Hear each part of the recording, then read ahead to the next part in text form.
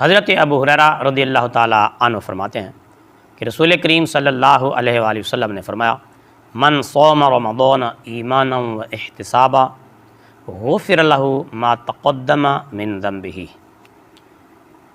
کہ جس نے رمضان المبارک کا روزہ ایمان اور ثواب کی نیت سے رکھا تو اس کے پہلے گناہ معاف کر دیے جاتے ہیں۔ روزہ ایسی چیز ہے جو گناہ کو مٹا دیتا ہے، گناہ کے لیے کفارہ بن جاتا ہے۔ ایک اور حدیث پاک میں فرمایا، حضرت ابو سعید خدری رضی اللہ تعالیٰ عنہ سے روایت ہے، من صوم رمضان وعرف حدودہ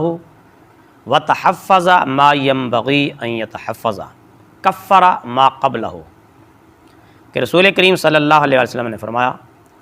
جو شخص رمضان شریف کے روزے رکھے اور اس کی حدود کو پہچانے اور جس کی حفاظت کرنا چاہیے اس چیز کی حفاظت کرے تو اس کے سابقہ گناہوں کی بخشش ہو جاتی ہے، وہ روزہ اس کے گناہوں کا کفارہ بن جاتا ہے۔